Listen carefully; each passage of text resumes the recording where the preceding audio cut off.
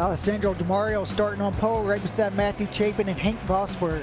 Second row, Avery Dreyer, Logan Cunnison, Isaac Woodworth. Strong qualifying performances from those young riders. Sean Unvarsky, Levy Batty, Tristan Morrison. Going back, you see Caleb DeCarroll there in the middle of row number 4 on this new bike for him. See Maverick Sear there on row 5. He's been making some steady gains over the course of the season. Go to row 6. Ryan Wolf right there in the middle. Romeo Chiavini still looking to find a little bit more pace. Go back to row 7. Mookie Wilkerson leading the way. Has Stephen Smith right behind him, starting off row 8. Row number 9, you see Jeffrey Perk there in 27. 30 riders out there on the grid. Nick Zan will be at the tail end of this field. 31 riders, sorry. John McKenzie also making the call out for racing action. This is the first of 2 SC Project Twins Cup races here from WeatherTech Raceway, Laguna Seca. As everyone gets into their grid positions, red flag at the front of the grid means not time to go yet. Waiting for the go-ahead from the back, and see the lights in the top left-hand corner of your screen. When the lights go out, it is time to go. We are underway here, SC Project Twins Cup.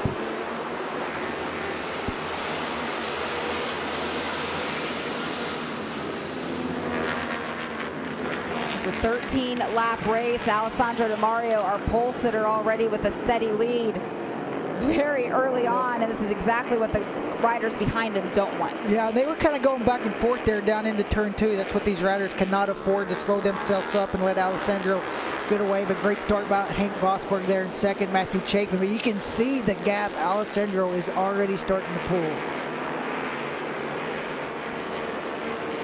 31 bikes out for 13 laps here at WeatherTech Raceway, Laguna Seca. This first lap, everyone just needs to settle into position.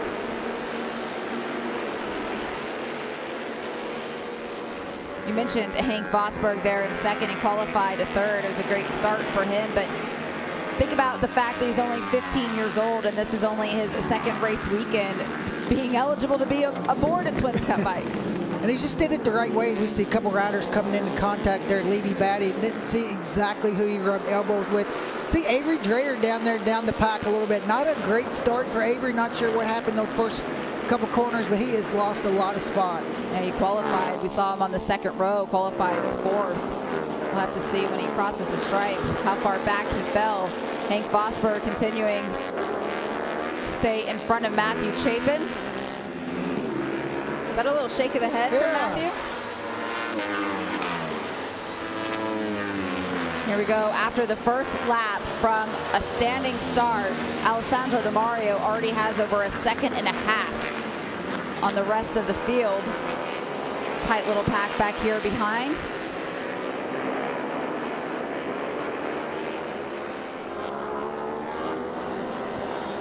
Looks like Avery Dreyer starting to work his way through this pack of riders. See Caleb DeCarroll also on the pink bike there, just right behind this group. See Sean Unvarsky there on the number 48, looking over 3 wide up the hill.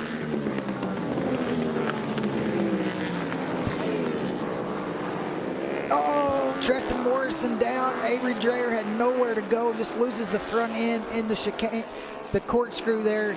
Right in the middle, you can see the black mark where the front end just tucked and went so fast he wasn't able to save it.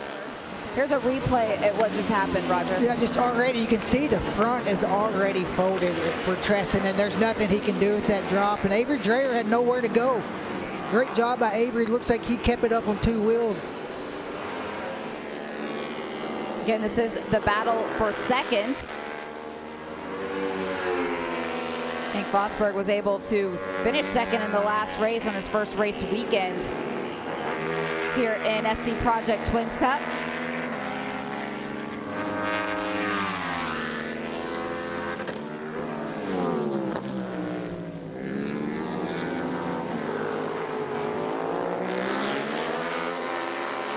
You see the 2 of these riders. I mentioned the fact that Matthew won that Junior Cup championship last season, the final Junior Cup champion in MotoAmerica. The experience that he has of being to all of these racetracks now versus what's in front of him and Hank Vosberg, 2 very different approaches to the race weekend. But look how close the 2 of them are. this is the battle behind them. You see the number 27, Isaac Woodworth. Great running for Isaac here this weekend, but lots of pressure from behind. Levy Batty there making a move on the number 71.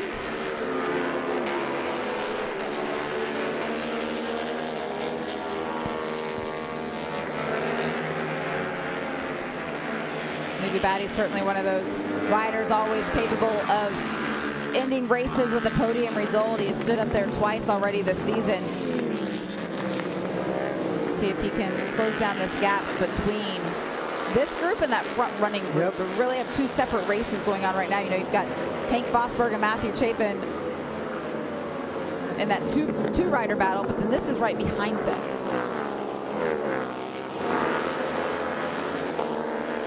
See Logan Cunnison also right here in that battle. We see the number 130 goes down, picking the bike up, trying to get back in that race.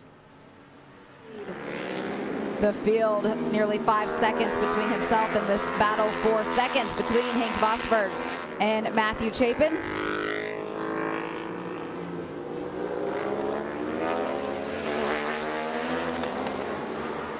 Incredible.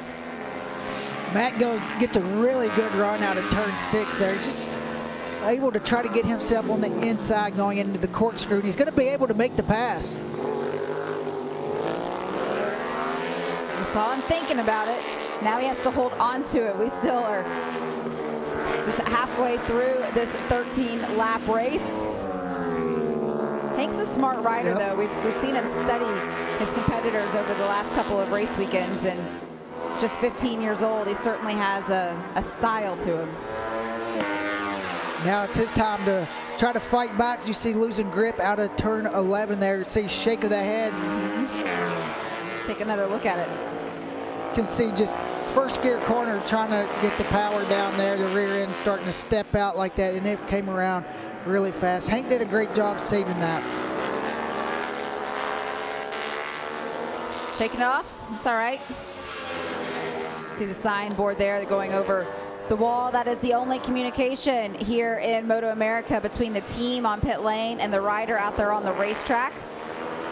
Each rider in all of the different categories, they have different sets of information that they want the team to be giving them.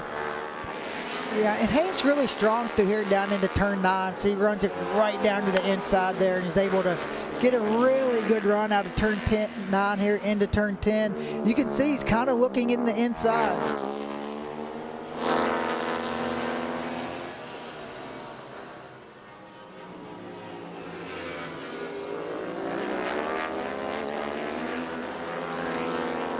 But these two riders, Matthew Chapin leading Hank Vosberg for second and third, also now catching the tail end of the group. We saw one rider there pull off into pit lane. Didn't want to mix up with this battle for the podium. These two guys definitely coming into lap traffic as well with a couple laps left to go in this race. Looks like they're going to both make it by clean.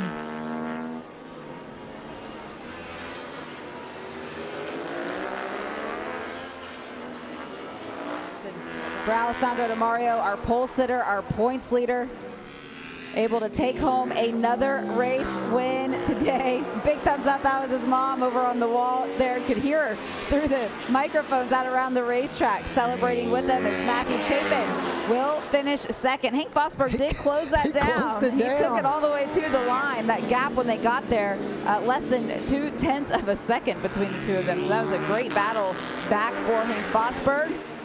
Levy Batty able to hold on to fourth. Avery Dreyer with the top 5 finish. He'll want a little bit more, but he'll be happy with that. Had to claw his way back after not having the best start that he wanted. Alessandro Di Mario, his 4th win of the season, 7 podium results so far.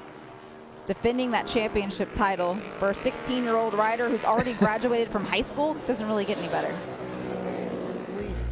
Here are those results we were starting to go through. You mentioned Maverick Sear getting a top 10 finish. Podium results, of course, for Matthew Chapin, Hank Vosberg later, and that's put him in this position, leading the championship point standing in defense of the title that he won last year, now just continuing to open up that gap.